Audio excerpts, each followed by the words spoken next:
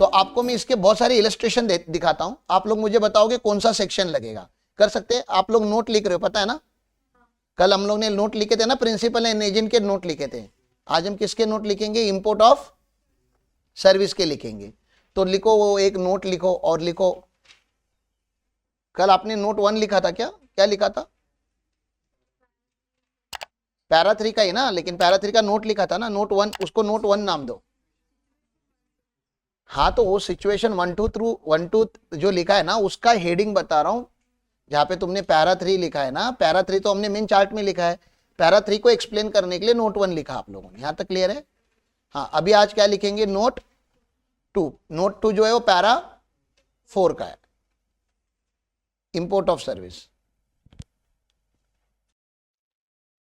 सुनो, अभी एग्जाम्पल 1 लिखेंगे, चालू करेंगे। मेरे वेट करो, क्योंकि लोग ने टाइपिंग एरर बहुत किया है यहाँ पे। यूआरपी मतलब अनरिलेटेड पर्सन। यूआरपी का मतलब क्या होता है? क्योंकि आरपी का मतलब क्या होता है? रिलेटेड पर्सन, ठीक है ना? तो यूआरपी अनरिलेटेड पर्सन है।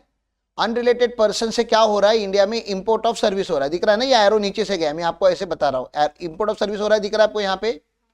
तो देने वाला कौन है? सामने कौन है? अनरिलेटेड पर्सन, मतलब ये रिलेटेड नहीं है अपना। इंडिया में भी कौन?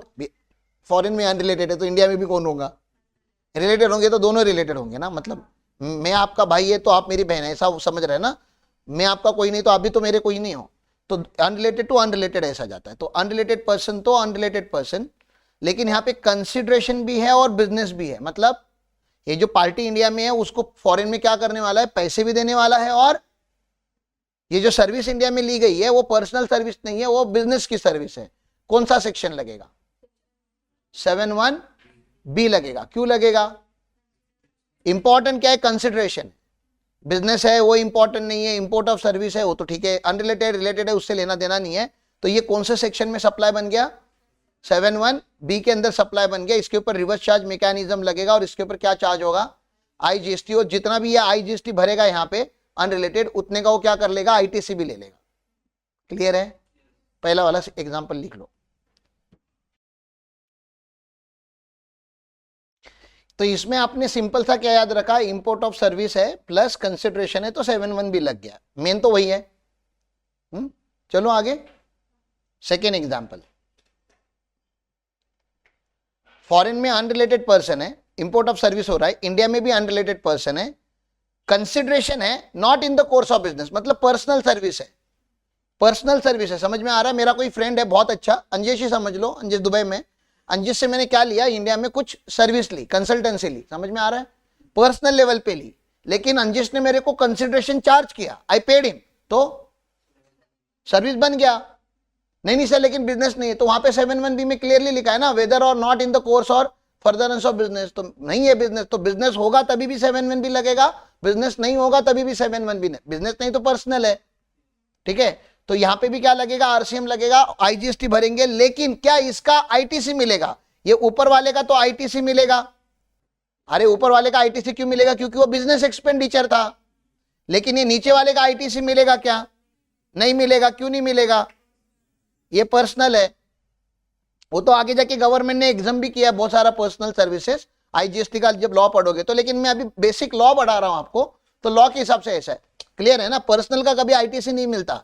अरे भैया, पर्सनल एक्सपेंडिचर बहुत सारे करते हैं। मैं भी सैलून में जाऊंगा, अपना दाढ़ी बनाऊंगा, तो आईटीसी लूंगा क्या? Thank you. अभी सामने जो है ना वो रिलेटेड पर्सन है, मैंने उसको क्या बना दिया? रिलेटेड है। तो ऑब्वियसली इंडिया में भी जो है वो रिलेटेड ही होगा, मतलब भाई ये समझ लो अपना, ठीक है ना? भाई क्या कर रहा है? इंपोर्ट ऑफ सर्विस ले रहा है, लेकिन भाई इतना हरामखोर निकल गया, बोलता है पैसे लूंगा तेरे से मैं, तो रिलेटेड है, पैसे ले रहा है, 7(1)(b) में जाएगा, सी में नहीं जाएगा। नहीं सर, रिलेटेड है ना।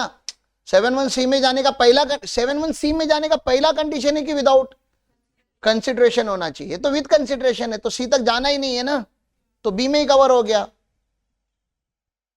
फिर वो बिजनेस हो या पर्सनल हो। तो मुझे बताना था 7(1)(b) में रिलेटेड हो या ना हो, बिजनेस हो या ना हो। अगर कंसिडरेशन है तो 7(1)(b) में ही रहोगे आप। चलो नेक्स्ट। अभी देखो सामने कौन है? रिलेटेड पर्सन है, ठीक है ना, तो इंडिया में भी कौन हो गया, रिलेटेड। इंपोर्ट ऑफ सर्विस है विदाउट कंसिडरेशन है, ये बहुत इंपॉर्टेंट बात हो गई, कंसिडरेशन नहीं है, नहीं है तो 7(1) लगने के चांसेस है। लेकिन एक और कंडीशन यहां पे होना जरूरी है, in the course of business, तो इसको सप्लाई माना जाता है, 7(1) लग जाएगा, आरसीएम लग जाएगा, आईजीएसटी के ऊपर उसको टैक्स लगेगा और इसको क्या मिल जाएगा इमीडिएटली, आईटीसी भी मिल जाएगा। ठीक है ना, लिख लो फटाफट। तो यहां पे चारों कंडीशन आप देख सकते हो फुलफिल हो गए, रिलेटेड पर्सन है, विदाउट कंसिडरेशन है, बिजनेस है और ऑब्वियसली इंपोर्ट ऑफ सर्विस है। Import of service from related person without consideration in the course of business, तो 7(1) लगता है। डन। चलो नेक्स्ट एग्जांपल, सामने अनरिलेटेड पर्सन है, मतलब फ्रेंड है या कोई रैंडम कंपनी है, रिलेटेड नहीं है, रिलेटिव के डेफिनेशन के हिसाब से रिलेटेड नहीं है।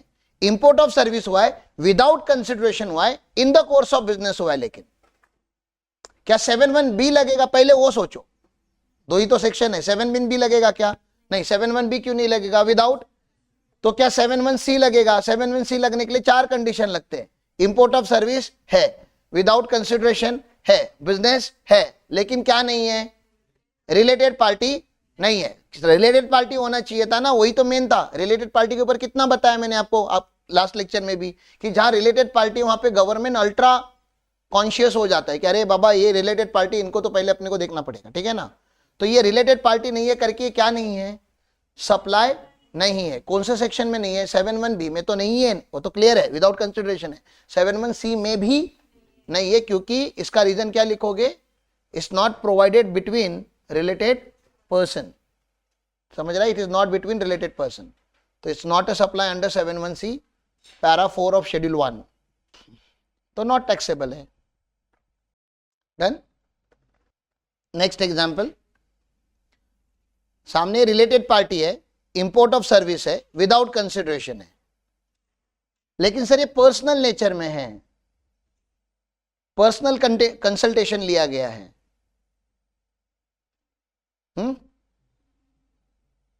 पर्सनल चलता है क्या 7(1) में, नहीं। क्या 4 कंडीशन थे, इंपोर्ट ऑफ सर्विस होना चाहिए, रिलेटेड पर्सन होना चाहिए, इंपोर्ट ऑफ सर्विस है, रिलेटेड है, विदाउट कंसिडरेशन होना चाहिए, वो भी है, लेकिन इन द कोर्स और फर्दरेंस ऑफ बिजनेस भी होना चाहिए था। सर ये बिजनेस का नहीं है, तो इसके ऊपर क्या नहीं लगेगा, टैक्स नहीं लगेगा, ये सप्लाई नहीं है। तो एग्जाम में अगर इंपोर्ट ऑफ सर्विस आया तो 2 ही सेक्शन आपको याद आनी चाहिए ना, 7(1) या 7(1) कंसिडरेशन होगा तो 7(1), कंसिडरेशन नहीं होगा तो 7(1), लेकिन रिलेटेड होना चाहिए, बिजनेस होना चाहिए। देखो इतना याद रख पा रहे हो क्या, विदाउट कंसिडरेशन के साथ 2 और एक्टिविटी इधर ही होनी चाहिए, related party in the course of business. तो समरी में क्या लिखोगे आप, एग्जाम में या लाइफ में इंपोर्ट ऑफ सर्विस आता है और कोई पूछता है सर इंपोर्ट ऑफ सर्विस के ऊपर आईजीएसटी लगेगा कि नहीं लगेगा, तो बोलने का देखो सर अगर कंसिडरेशन है, क्या है, कंसिडरेशन है, बिजनेस हो या बिजनेस ना हो, ऐसा यहां पे दोनों लिखना है, बिजनेस हो या बिजनेस ना हो, क्या लगेगा, 7(1) लगेगा। लेकिन अगर सर विदाउट कंसिडरेशन है, क्या है, विदाउट कंसिडरेशन है, यहां पे नहीं जाना चाहिए, कंसिडरेशन यहां पे था, विदाउट कंसिडरेशन है, रिलेटेड पार्टी से है, कहां से है, रिलेटेड पार्टी से है, और कहां पे है, बिजनेस में है, तो क्या लगेगा, 7(1) लगेगा।